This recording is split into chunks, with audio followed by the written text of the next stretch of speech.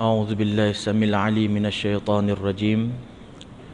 بسم الله الرحمن الرحيم. الحمد لله والصلاة والسلام على سيدنا رسول الله محمد ابن عبد الله وعلى آله وصحبه ومن والاه.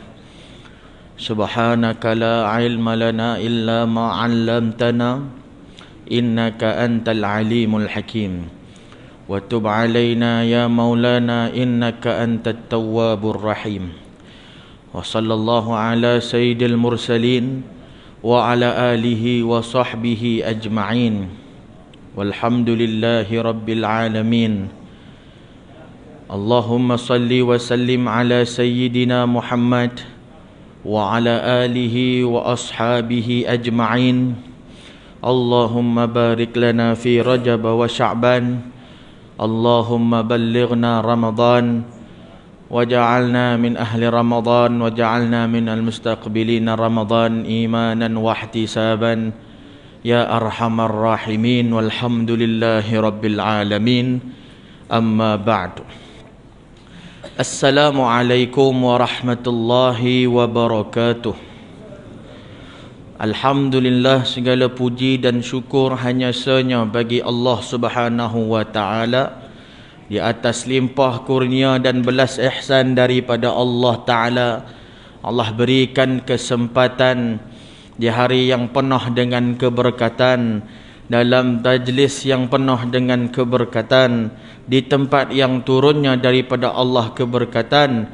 Mudah-mudahan Allah jadikan kita daripada kalangan ahli yang mendapatkan keberkatan itu, insya-Allah Ta'ala.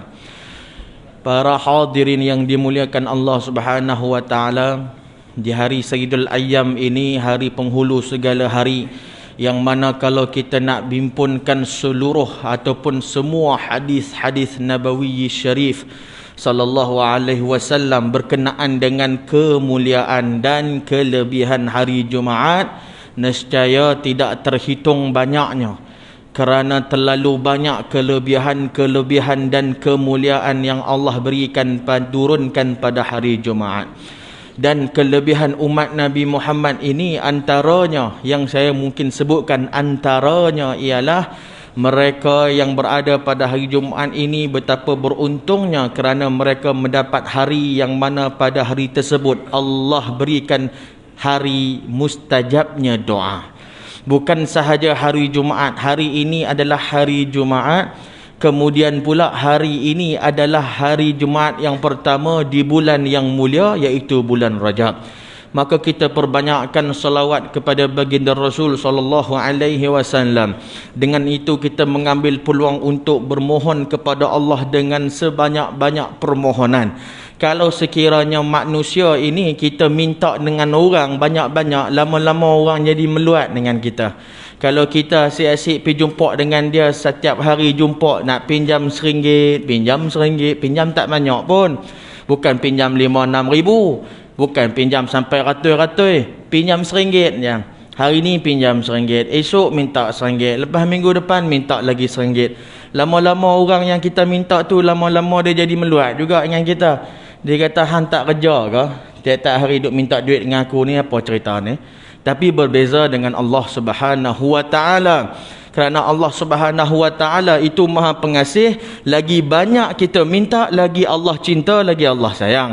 Maka ini kelebihan dan kasih sayang Allah kepada umatnya, baginda Nabi SAW. Dengan itu, di peluang dan kesempatan yang ada ini, kita nak baca satu hadis Nabi untuk kita ambil manfaat, untuk kita ambil barakah dan kita ambil pengajarannya, insya-Allah Ta'ala. Dalam satu hadis Nabi SAW, sabda baginda Rasul, qala Nabi SAW, khamsun min haqqil muslim 'alal muslim. Ada 5 hak orang muslim ke atas orang muslim yang lain. 5 hak orang Islam ke atas orang Islam yang lain yang perlu kita penuhi. Apakah 5 hak tersebut? Bila kita sebut ianya adalah hak orang Islam ke atas hak orang Islam, sekiranya tidak dipenuhi hak tersebut, bermakna hak ini akan dituntut di hari yaumul akhirah. Jadi bermakna ianya penting. perlu disegerakan, perlu ditunaikan, perlu dipenuhi 5 perkara. Tetapi kita perlu lihat kepada syarahan hadis, syarahan daripada ulama-ulama hadis berkenaan dengan 5 tuntutan tersebut. Maka disebutkan yang pertama, ada 5 hak muslim itu yang perlu dituntut adalah yang pertama raddut tahiyyah, menjawab salam. Bila sebut raddut tahiyyah, menjawab salam ini, maka kita perlu bahaskan juga dari segi hukum memberi dan menjawab salam. Apakah hukum memberi salam? Hukum memberi salam itu ada kalanya wajib, ada kalanya sunat. Ada kalanya wajib, ada kalanya sunat, ada kalanya haram. Bilakah memberi salam itu hukumnya wajib? Memberi salam hukumnya wajib adalah seperti dalam semayang. Itu jelaslah. Jangan siapa-siapa pula tak bagi salam, dia hanya tunduk kepala. Sebab tu dalam kita mengaji, dalam kita faham dalam masalah bab semayang itu adanya rukun perbuatan, rukun perkataan dan ada rukun hati. Jadi rukun perkataan itu mesti dilafazkan, bukannya dilakukan dengan perbuatan. Seperti contoh masalah ala Sayyidina Muhammad, bila kita sebut tentang rukun perkataan, saya bagi contoh macam bagi salam. Kita hari ni ada yang mungkin taklah, insya-Allah semuanya dah faham kita, cuma mungkin ada sesetengah yang terkeliru dengan perbuatan memberi salam, iaitu menggerakkan kepala ke kanan dan ke kiri. Jadi bila dia tahu bagi salam, fil alamin, baca tahiyat, fil alamin innaka hamidum majid. Mulut tak bunyi apa, kepala dia gerak pergi kanan, kepala dia gerak pergi kiri. Hukum dia tak sah, batal sembahyang. Pasal apa? Sebab yang pala kanan, pala kiri ni sunat. Yang wajibnya assalamualaikum. Bahkan assalamualaikum itu kalau tersalah dalam melafazkan pun batal sembahyang. Contohnya assalamualaikum, tak ada as kat depan, batal sembahyangnya. Itu kena hati-hati dari segi macam mana kita menyebut lafaz dalam bab semayang. Tak apalah, ala kulli hal itu wajib hukumnya. Ada kalanya sunat. Sunat ni macam mana? Macam kita sekarang lah. Contohnya tuan-tuan pergi kat mana-mana, nampak orang assalamualaikum, nampak orang assalamualaikum, itu sunat. Jadi haram bila haram dalam jamban, dalam tandas. Telefon kita tengah duk qada hajat, member sebelah dekat sebelah ni telefon bunyi, tenenet dia pun angkat. Waalaikumsalam warahmatullahi wabarakatuh. Subhanallah. Dengan dalam jamban. Jadi di tempat, sebab apa tak boleh? Sebab dekat situ ada nama Allah Subhanahu wa taala disebutkan dalam, melainkan tak sengajalah, terlepas dan sebagainya, itu bab lain. Baik tuan-tuan yang dimuliakan Allah taala, memberi salam secara umumnya selain waktu solat hukumnya sunat. Hukumnya sunat, tapi ada beberapa waktu tidak sunat. Contohnya seperti dalam majlis ilmu. Ni kalau kita dalam macam ni, kita tengah duduk macam ni dalam tengah orang kita sebelum sembahyang Jumaat ni, kita buat tazkirah Jumaat, ni majlis ilmu, malah turunnya keberkatan daripada Allah. Tidak disunatkan siapa yang masuk bagi salam, kerana ia akan mengganggu perjalanan majlis. Tidak sunatlah. Kalau kita nak bagi salam, biarlah bukan waktu yang tengah ada program. Sallallahu alaihi wasallam Muhammad ni, contohnya kita tonton buat apa-apa program, sebenarnya program tengah berjalan dengan rasmi, datang satu orang, Assalamualaikum, maka akan terganggu. Jadi kat situ kita katakan ada pada tempat yang sunat, ada waktu yang sunat. Jadi secara umumnya sunat. Tapi dekat bab ni, raddut tahiyyah, menjawab salam. Yang dalam bab ni kita cerita dalam hadis ni, bab menjawab salam. Menjawab salam hukumnya wajib. Bila wajib, bermakna tak buat dosa. Melainkan ada keuzuran seperti apa? Seperti seseorang yang mungkin tak dengar, ataupun dia misalnya Anas bin Muhammad, dia tak perasan dan sebagainya. Tapi kalau dalam bab menjawab salam, hukumnya wajib. Kalau ke atas jemaah, maka fardu kifayah lah. Contohnya kita duduk ramai-ramai, ada orang beri salam, Assalamualaikum, kawan sebelah dah jawab Waalaikumsalam, maka yang bahagi lain tu fardu kifayah. Maksudnya yang lain tu gugur kewajipan, tapi nak jawab juga boleh. Dan kita tambah sedikit pada syarahan ini untuk kita ambil faedah. Bila orang bagi salam dekat kita, Assalamualaikum, disunatkan kita untuk menjawab lebih daripada dia. Tambah lebih sikit. Ini bukan saya sebut, ini Nabi sebut. Sebab dikisahkan dalam satu majlis, Nabi bersama dengan para sahabat alaihim ridwanullah tabaraka wa ta'ala. Datang satu orang sahabat, dia masuk, dia kata Assalamualaikum. Nabi kata baginya 10. Masuk orang kedua, Assalamualaikum warahmatullahi. Nabi kata baginya 20. Ada masuk seorang, Assalamualaikum warahmatullahi wabarakatuh, Nabi baginya 30. Bermakna lagi banyak yang disebutkan, lagi banyak pahala. Jadi disunatkan kita kalau bagi salam, kita jawab salam, jawab lebih sikit daripada dia. Dia yang jamnya bila orang tu bagi salam full, Assalamualaikum warahmatullahi wabarakatuh, macam mana nak bagi lebih? Dia dah bagi full lah. Sallallahu alaihi wasallam Muhammad. Tak ada masalah, bukan cerita wajib pun. Sebenarnya banyak lagi perkataan-perkataan yang kita boleh masukkan. Waalaikumsalam warahmatullahi wabarakatuh wa maghfiratuh, contohnya. Wa maghfiratuh, pengampunan Allah kepada. Dia tak berhati, dia bagi salam lagi. Assalamualaikum warahmatullahi wabarakatuh wa maghfiratuh. Kita jawab lagi, waalaikumsalam warahmatullahi wabarakatuh wa maghfiratuh wa ridwanuh. Dia kata assalamualaikum warahmatullahi wabarakatuh wa maghfiratuh wa ridwanuh. Tonton balik panjang sangat dah tu. Jadi tak jadi sembang, pakai jawab salam dengan bagi salam kat situ. Tuan-tuan yang dimuliakan Allah Subhanahu wa taala. Maka bila mana seseorang memberi salam, wajib kita menjawab dan disunatkan jawab lebih.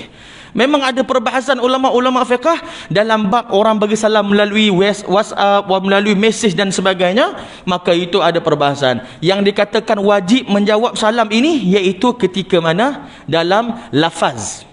Lafaz wajib jawab. Kalau tulis ni tak wajib jawab. Melainkan orang yang memang sallallahu alaihi wasallam Muhammad yang memberi salam itu sambil type sambil sebut.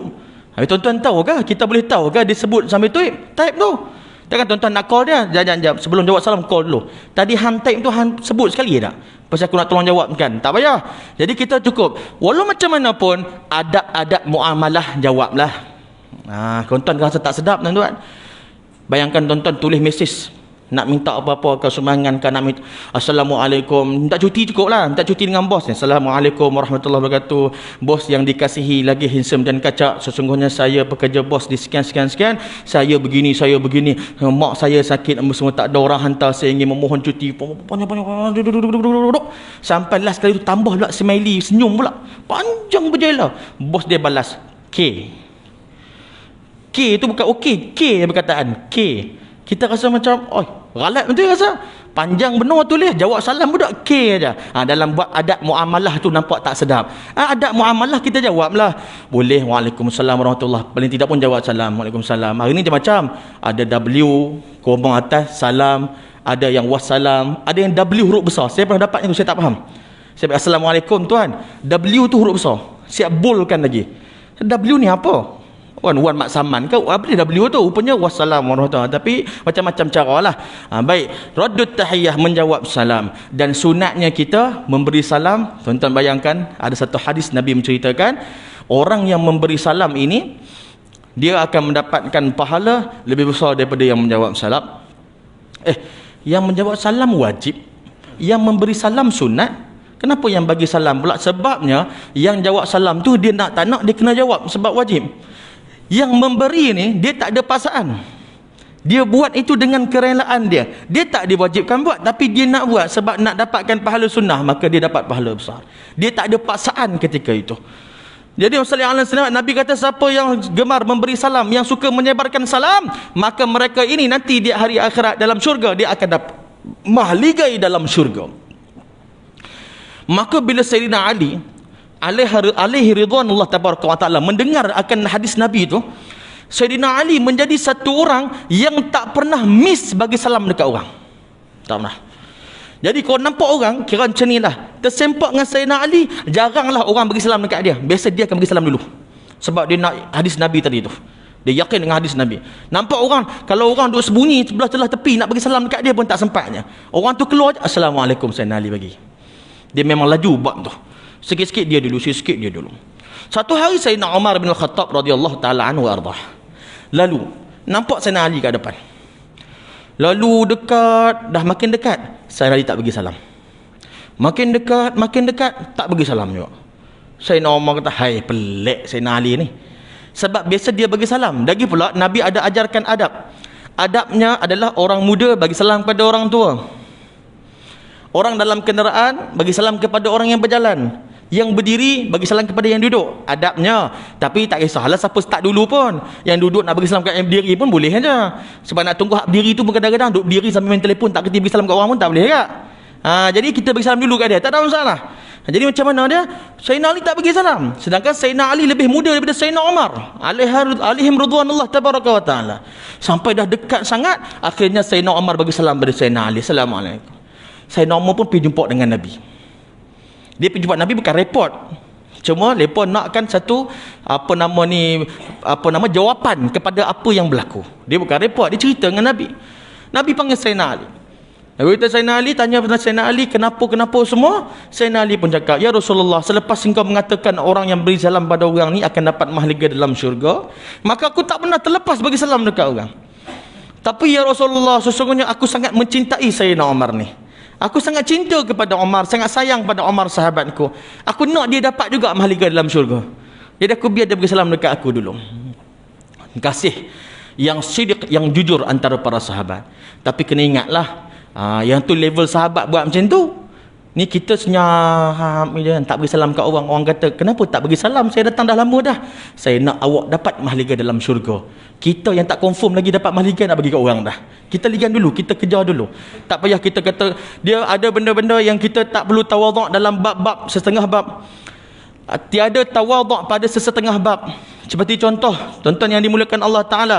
Hari ini semua yang datang sembahyang Jumaat, semua yang datang sembahyang Jumaat, kita sharekan hadis bagaimana Nabi SAW menyebutkan bahawa dalam hadis tentang saf orang lelaki yang paling terbaik, khairus sufuf fi rijali awwaluha, kama qala SAW. Nabi kata saf paling terbaik bagi orang lelaki adalah yang paling depan. Maksudnya dia semakin depan lah. Jadi kalau belakang sikit, kurang sikit, belakang sikit, kurang sikit, belakang sikit, kurang sikit. Jadi tiada ada tawaduk dalam bab memberi jaluan kepada saf. Bahkan disuruhkan oleh Nabi untuk berebut. Kita hari tawaduk pula dah dalam bab saf. Sila. Tak apalah, sila lah. Tak apa, sila lah. Takbir dan qomat dan habis dah, sila lah. Hak ni sila. Dia bukan tawaduk pasal kipas atas kepala. Depan panah, kat sini sejuk sikit. Jangan. Dalam bab tu tak ada tawaduk dalam bab tu. Tuan-tuan yang dimuliakan Allah Ta'ala, bahkan makruh kita buat macam tu kerana kita tidak mengambil peluang di hadapan untuk mendapatkan pahala yang lebih, melainkan ada juga dia punya pengecualian dia. Iaitu kalau di sebelah kita ni ada orang yang lebih berumur daripada kita, kita dahulukan dia. Bila dia dah tak mau, kita pergi depan. Maksudnya kita akan terlepas satu peluang nanti, rugi kita. Bila dia dah tak mau, tak apa, kita pergi duduk depan. Tapi jangan depan sangat pula sampai yang depan ni tenganlah. Ni biar yang orang dah ada tanggungjawab dia lah.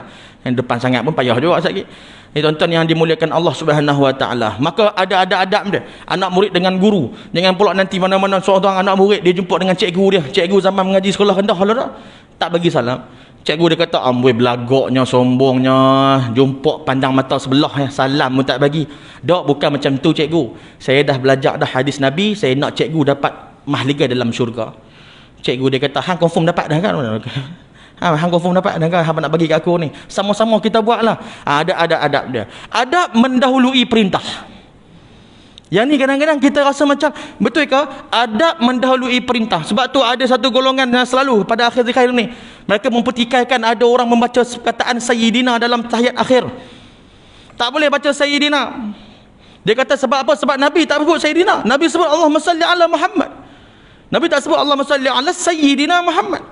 Kenapa hari ni kita pandai-pandai tambah Sayyidina? Tuan-tuan yang dimuliakan Allah Subhanahu Wa Taala, Sayyidina tu maksudnya pengulu kami, tuan kami, ketua kami. Saya ni nama saya Sulhi. Ayah saya nama Hasan. Dah arwah lah, almarhum.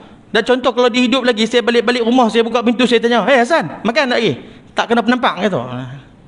Korang ajak aku cari duit belah hang semua, hang panggil Hasan aja. Macam tu. Sebab apa? Sebab pak kita. Ini Nabi SAW nak sebut Muhammad macam tu, macam kawan kita je. Nabi SAW. Dia kata habis tu Nabi yang ajarkan sebut Muhammad. Tuan-tuan, kalau kita sebut, ulama kita ajarkan, tidak ada dalil, kalau tidak ada bukti, maka ulama takkan sebutkan perkara tersebut dalam kitab-kitab. Ada satu kisah yang sahih, bagaimana ketika Nabi buat perjanjian dengan kafir Quraisy. Ketika Nabi buat perjanjian dengan kafir Quraisy, ketika itu Sayyidina Ali alaihi ridwanullah tabaraka wa ta'ala yang menulis surat, masuk menuliskan perjanjian. Tinggal bawah tu cop kafir Quraisy, cop Nabi. Maka Sayyidina Ali tulislah nama kat situ, nama Nabi Muhammad Rasulullah. Maka kafir Quraisy mengatakan, kami tak mau cop dengan nama ni, kami tak mau perjanjian dengan Muhammad Rasulullah, tulis Muhammad bin Abdullah. Sebab kami tidak mengaku dia sebagai Rasulullah. Kalau kami menerima dia dan mengaku dia itu adalah Rasulullah, tak perlu kita buat perjanjian damai ni. Maka padam. Sayyidina Ali kata, aku tidak akan padam. Dia adalah Muhammad Rasulullah. Hatta ketika itu Nabi kata kepada Sayyidina Ali, Ali, padamlah. Padam. Tulis Muhammad bin Abdullah.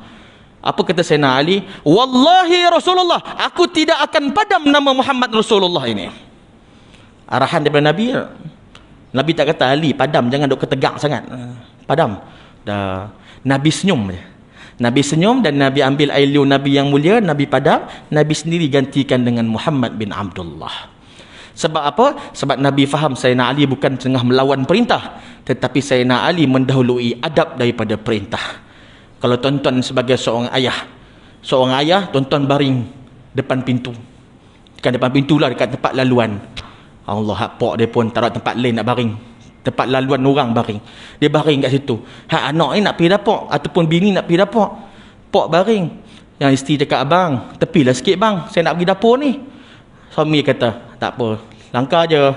Tak apa, langkah je lah, saya malas lah nak alih. Isteri yang tahu adab, walaupun suaminya perintah untuk langkah, tapi isteri tahu adab, maka dia tetap tak ikut perintah langkah, dia tetap tak langkah. Ni saya nak fahamkan maksudnya beza adab dengan perintah. Bila mana perintah itu telah melanggar adab, maka seorang yang mengetahui adab dia takkan buat. Seorang anak takkan langkah ayahnya walaupun ayah dia suruh langkah. Salli ala Sayyidina Muhammad. Tapi hak tak cerdik ni pok suruh, dia langkah kat kepala tu. La haula wala quwata illa billahil azim. Jadi tuan-tuan yang dimuliakan Allah, yang pertama tadi raddut tahiyyah. Yang kedua ijabatud da'wah. Apa maksud ijabatud da'wah? Iaitu memenuhi jemputan. Bila mana seseorang itu menjemput kita untuk pergi ke satu majlis, maka sunat untuk maka wajib ke atas kita untuk memenuhinya. Dekat sini dakwah di sini ijabatud dakwah, jemputan yang dimasukkan dalam hadis ini ialah walimatul urus. Majlis kahwin. Bila orang jemput wajib pergi. Tahlil, akikah dimasuk bab sunat lagi. Walimatul urus masuk bab wajib. Dalam mazhab kita. Akan tetapi perlu dilihat juga kepada keseluruhan majlis tersebut. Sekiranya majlis itu ada bercampur dengan perkara haram, ada bercampur dengan perkara maksiat, maka ketika itu telah gugur kewajipan kita untuk pi. Tapi kalau tak boleh pi sebab ada halangan, senang aja tugas kita, maklumkan kepada tuan rumah tak dapat pi. Tapi kalau ada program-program yang memang bercampur baur, seperti contoh, kalau tak tahu cerita lain, tuan-tuan dah sampai sana baru tahu. Ni belum tahu lagi, dijemput, kita pun pi husnuzan. Sampai-sampai sana ada dengan karaoke, menyanyi, laki, perempuan dan sebagainya. Maka disuruh bercampur-campur dengan bergelek, menari apa semua. Maka ketika itu tuan-tuan boleh balik, gugurlah kewajipan tersebut.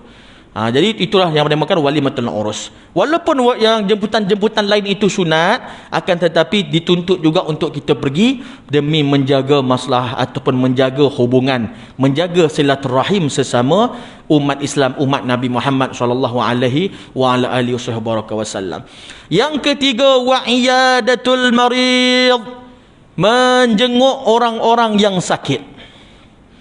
Menjenguk orang-orang yang sakit ini hak seorang muslim ke atas muslim yang lain, walau bagaimanapun perlu dilihat, perlu difahami dengan adab-adab yang diajarkan oleh Nabi dalam Islam, bagaimana cara menziarahi orang sakit. Ada sunnah-sunnah dia, ada adab-adabnya. Bahkan yang terlebih afdal adalah kita menziarahi orang sakit itu selepas 3 hari. Melainkan ada wasallallahu alaihi wasallam Muhammad, melainkan permintaan daripada orang sakit tu untuk jemput kita, untuk datang panggil kita, suruh mai tengok. Dia sendiri permintaan dia, bolehlah. Sebab apa? Lepas 3 hari untuk bagi reda dulu sakit dia. Sebenarnya yang bagusnya ziarah orang sakit masa dia dah reda sikit, supaya tak mengganggu dia. Ni tengah-tengah teruk tu pergi ziarah, agak kurang sikit sebenarnya. Melainkan kalau nazak tu cerita lain dah. Tuan-tuan yang dimuliakan Allah Ta'ala, ziarah pula tu kena maklumkan nak ziarah, kena bagi tahu nak melawat. Jangan main serbu buat surprise, buat belon apa semua. Ni bukan birthday kan, kawan tu sakit, kita pipi buat mengejut, buat surprise, ketuk-ketuk rumah kan, Assalamualaikum, kami kat depan rumah ni. Hak kawan tu baru nak tidur, kawan tu baru nak rehat, baru lepas makan ubat, kena pula sekali kena makan ubat 20 biji. Jadi orang tu tengah dalam keadaan serabut, kita ziarah dia, maka tak kena waktu kita dekat situ. Perlu dengan adab-adab dia. Dan ziarah orang sakit ni, antara adab yang banyak dilupakan, ziarah sekejap sahaja. Itu yang Nabi ajak. Bila pergi ziarah orang sakit, pisat jangan lama, jangan duduk. Kan kalau boleh elakkan daripada tuan rumah jamu ayak kat kita. Jamu air kopi jangan elakkan. Sebab apa? Sebab bila minum ayak kopi mesti ada biskut. Lepas dah makan biskut tu pula, mula mai pergi mendalin pula, mai ayak sejuk apa semua, jadi panjang cerita. Hak kawan tu tengah sakit tu, Allah dalam keadaan serabut. Orang tengah sakit dia serabut. Melainkan permintaan daripada orang sakit. Hang ni jarang, susah nak jumpa hang. Duk lama sikit teman aku. Tak apa. Dia minta teman tak apalah. Ni kita duk lama, kita ni mazarah orang sakit, kita bersembang dengan adik-beradik dia. Hak orang sakit tu duduk serabut dah kepala. Kita duk sembang, hantar dak baru ni yang kereta aku beli tu. Oh, dia kata aku teres speed memang boleh shock. Dia kata cut off 17. Dia cerita pumpang. Hak kawan tengah sakit tu dia kata, hampa duk cut off, aku takut aku cut kat sini. Ya, jadi jangan orang kata menyusahkan orang sakit. Melawat siasat betul balik. Ada adab dia. Apa kita dah tahu dah benda tu. Orang kata benda ni kita refresh saja sebagai adab-adab kita dalam menziarahi orang sakit. Tuan-tuan yang dimuliakan Allah, para hadirin yang dimuliakan Allah Subhanahu wa taala. Yang keempat, wa iyadatul marid wa syuhudul janazah. Syuhudul janazah ni maksudnya kita menghadiri pengurusan jenazah.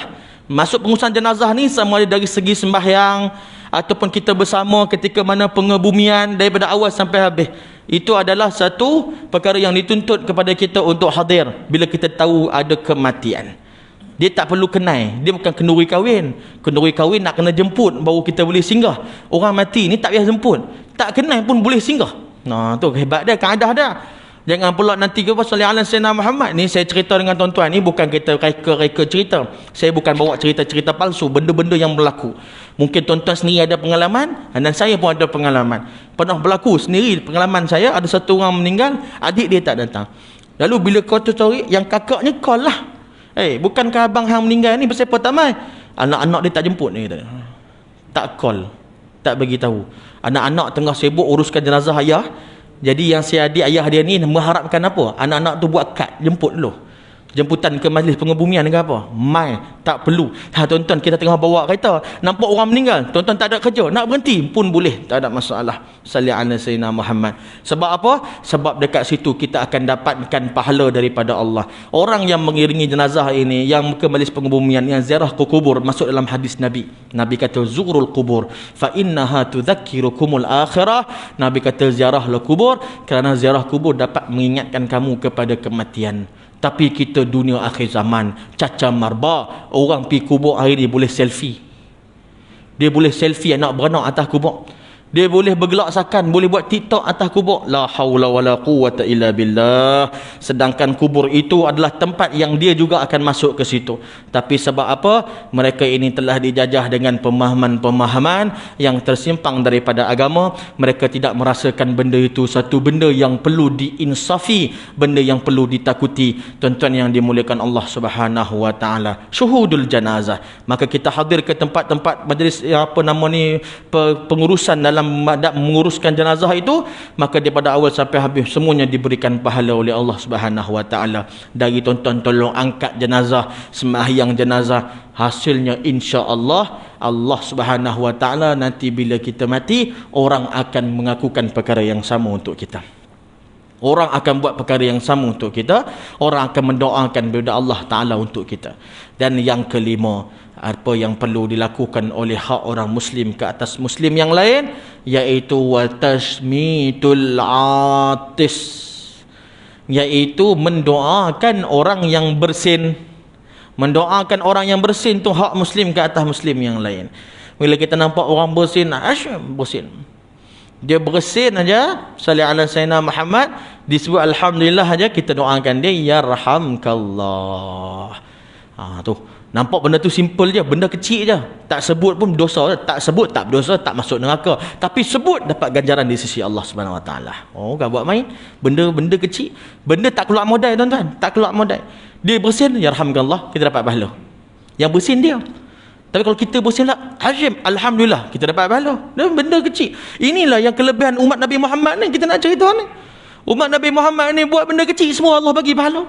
Buat tu dapat pahala, buat ni dapat pahala. Masuk masjid dengan niat nak semayang, belum semayang dapat pahala dah. Tapi jangan masuk saja tak semayang pula. Dia kata boleh dah, dapat pahala dah, balik dah. Masuk tu maksudnya dah diberikan pahala. Maksudnya kita ni niat baik Allah bagi pahala. Ini bukan kita sebut, maksudnya bukan kita orang kata buat satu ayat sendiri nak bagi sedap, tidak. Ini disebut dalam hadis bagaimana orang-orang yang berniat untuk melakukan perkara baik, niatnya itu diberikan pahala oleh Allah Ta'ala.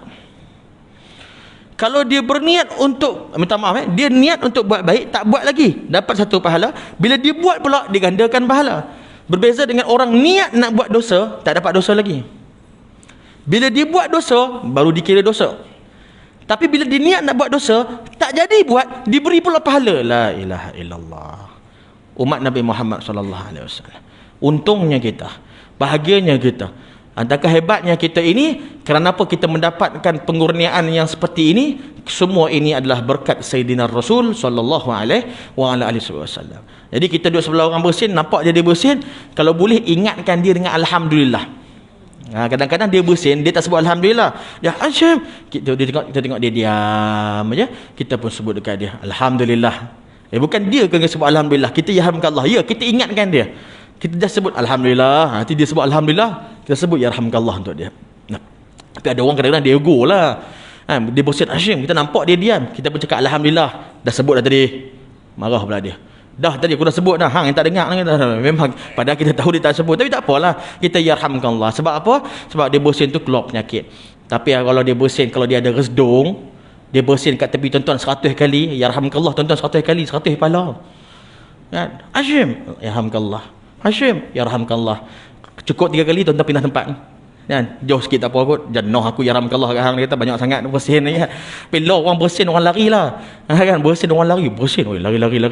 Lah macam itulah. Salli ala sayyidina Muhammad. Tuan-tuan yang dimuliakan Allah Subhanahu wa taala. Maka 5 perkara tadi itu adalah hak muslim ke atas muslim yang lain untuk kita amalkan, untuk kita ingat bahawa ianya adalah satu benda yang remeh. Benda tu remeh bagi sesetengah orang. Sebab tu saya sebut tadi 5 perkara tersebut perkara kecil aja. Perkara yang tuan-tuan dah buat. Jawab salam dah, benda biasa kita buat lah. Menghadiri jenazah dah, memenuhi jemputan, benda yang kita buat. Menjarahi orang sakit, benda yang kita buat. Dan juga mendoakan orang yang bersin, benda yang kita dah buat sebenarnya. Tetapi kita cuma ingatkan, nak bagi tahu benda tu benda kecil di pandangan sesengah orang, tapi ada ganjaran yang besar di sisi Allah Subhanahu wa taala. Seperti mana dalam kisah Al-Imam Al-Ghazali rahimahullahu taala. Imam Ghazali satu hari anak muridnya bermimpi melihatnya. Anak muridnya bermimpi melihatnya. Ya, saya faham. Saya tidak mengatakan ini adalah mimpi untuk dijadikan hujah ataupun hukum. Saya jelaskan sekali lagi, saya tidak mengatakan mimpi ini sebagai hujah atau hukum. Tetapi bila mana ia melibatkan mimpi orang soleh, kita ambil pengajaran. Tak jadikan hukum, tak jadikan ia sebagai sandaran hukum, tapi jadikan ia sebagai pengajaran cerita untuk kita bertambah semangat buat amal. Anak murid kepada Imam Ghazali, setelah Imam Ghazali meninggal dunia, bermimpi melihat Imam Ghazali, melihat gurunya, dan dia berkata, yang anak muridnya ini pun adalah seorang ulama besar. Dia mengatakan kepada gurunya, wahai Syekh, wahai Imam Ghazali, apa yang Allah lakukan kepadamu? Aku dimasukkan ke dalam taman-taman syurga, kata Imam Ghazali rahimahullah ta'ala. Lalu ditanyakan pada Imam Ghazali, adakah disebabkan apa? Adakah disebabkan Ayyuhal Walad, nama-nama kitab yang Imam Ghazali buat, ataupun Minhajul Abidin, ataupun Ihya Ulumuddin, yang mana satu yang menyebabkan kau masuk dalam taman-taman syurga, wahai Imam, wahai Syekh? Maka Syekh Imam Ghazali mengatakan bahawa satu malam aku telah menulis kitab. Ketika sedang aku menulis kitab, datanglah seekor lalat. Maka lalat itu hinggap di hujung pen aku, ataupun di hujung alat tulis aku. Maka ketika itu aku melihat lalat itu sedang menghirup atau menghisap dakwat di hujung pen aku. Maka aku kasihan kepada lalat itu, aku tidak menghalaunya, aku membiarkan lalat itu menghisap dakwat itu sampai di kekenyangan. Disebabkan rahmah, kasih sayang aku kepada lalat itu, Allah masukkan aku dalam syurga Allah Subhanahu wa taala. Pengajaran dekat sini, ya, kita jangan, bukan maksudnya kita pergi sebar dekat orang cara paling cepat masuk syurga bagi lalat isap dakwat. Bukan, kita tak cakap macam tu. Cuma kita nak baru antara kisah pengajarannya adalah benda yang kecil di sesetengah mata seseorang, tetapi hati-hati ia mungkin besar di sisi Allah Subhanahu wa taala. Dalam kitab Fawaidul Mukhtarah Al-Habib Zain bin Ibrahim bin Smith hafizahullah taala, ada 3 perkara kita kena hati-hati, tuan-tuan yang dimuliakan Allah. Pertama, berhati-hati dengan jangan memperkecilkan sesuatu amalan, sesuatu amal kebaikan. Jangan perkecilkan apa-apa sama amalan-amalan kebaikan, kerana kita tidak tahu di mana Allah letak redanya. Yang kedua, jangan memperkecilkan mana-mana amalan maksiat, kerana kita tidak tahu di mana Allah letak murkanya. Yang ketiga, jangan memperkecilkan mana-mana makhluk Allah umat Nabi Muhammad, kerana kita tidak tahu siapa walinya. Maka tiga perkara tu hati-hati. Jangan perkecilkan amal-amal kebaikan. Kita kejar nak buat amal besar, kejar nak buat amal kecil. Nanti bukan kita kata pasti, tapi tidak mustahil nanti di syurga Allah, bila kita dimasukkan dalam syurga, rupa-rupanya bukan sebab yang besar kita buat, yang bukan yang itu kita buat. Yang kita masuk syurga ni sebab apa? Satu hari masuk surau, nampak kipas tak tutup, kita tolong tutup, takut membazir. Mungkin itu yang menyebabkan kita masuk syurga. Sebab kita tak tahu di mana Allah letak redanya. Habis tu yang besar-besar yang saya buat tu takkan tak masuk syurga, Ustaz. Kadang-kadang yang besar-besar tu bukan tak masuk syurga, benda dah baik tapi mungkin ada bocor. Kita sembahyang semalam, setiap malam sembahyang 10 rakaat tahajud, bagus, benda tu lagi besar daripada kita alihkan atau tutup kipas dalam surau. Tapi kemungkinan juga yang 10 rakaat tu ada banyak bocor, ada riak, ada takabur, ada sombong, ada rasa bagus. Tapi yang tutup kipas ni tak rasa apa-apa. Dia tak rasa apa-apa. Ikhlas. Ikhlas tu apa? Ikhlas ni benda payah nak terang. Kalau tuan-tuan tanya dengan orang, ikhlas tu apa? Ikhlas ni buat kerana Allah. Tu ya kita boleh. Tapi saya suka kata-kata wali Allah Pak Sumit Bukit Tembaga hafizahullah taala, bila orang tanya dengan dia, Pak Sumit ni satu orang wali Allah di Kedah, dia katakan pada dia, apakah ikhlas? Dia kata ikhlas tu macam tai. Ikhlas tu macam tai, dia kata. Orang kata tai, apa tai pula ikhlas? Dia kata tai kalau kita dah buang, tuan-tuan ada ingat lagi tak tai tu? Bentuk dia, saiz, ada ingat lagi? Tak ingat. Macam tu ikhlas. Dah buat tak ingat lah. Lepas dah buat tak ingat lah. Ni kata-kata seorang wali Allah. Dia kata tu maksudnya dengan kata hakikat. Dia kalau kita dah buat tu tak ingat dah. Jangan ingat dah. Mana ada orang dah buang qada hajat, dia ingat lagi. Tadi apa yang aku buang tu keluar. Tak, dia tak fikir dah. Dia ikhlas ni bila dah buat dia tak ingat apa dah. La haula wala quwata illa billah. Ni tuan-tuan yang dimuliakan Allah. Hati-hati, jangan kecilkan amal kebaikan, tak tahu di mana Allah tak redha. Jangan kecilkan maksiat. Kita kadang-kadang nampak macam maksiat, saya tak buat maksiat besar, saya buat yang ni je, ini kecil je. Tapi mungkin di situ Allah letak murka yang menyebabkan dia masuk neraka. Yang ketiga, hati-hati dengan umat Nabi Muhammad. Kita tak tahu yang mana satu wali Allah Subhanahu Wa Taala. Takut kita kecilkan hati dia, kita kecilkan hati wali Allah. Tapi jangan pula kita berasa mungkin saya kot ni wali Allah, tak, kita tak tahu siapa. Jangan berasa macam tu, lagi teruklah dia. Baik, wallahu a'lamu bissawab. Jadi setakat itu sahaja tuan-tuan yang dimuliakan Allah Subhanahu Wa Taala. Mudah-mudahan Allah bagi barakah, maghfirah, keafiatan kepada kita. Mudah-mudahan semua yang hadir pada hari ini tidak akan keluar daripada surau ini melainkan telah diampunkan dosanya oleh Allah Taala, masuk syurga bersama Nabi Muhammad sallallahu alaihi wasallam. Allahumma barik lana fi Rajab wa Sya'ban wa ballighna Ramadan. Rabbana ighfir lana wa tub alaina. Rabbana ighfir lana warhamna wa tub alaina. Rabbana ighfir lana warhamna wa tub alaina. Sallallahu alaihi sayyidina Muhammad wa ala alihi wasallam. Alhamdulillah rabbil alamin. Mohon ampun dan maaf kalau ada terkasar bahasa, tersalah bicara. Wabillahi taufik. Wassalamualaikum warahmatullahi wabarakatuh.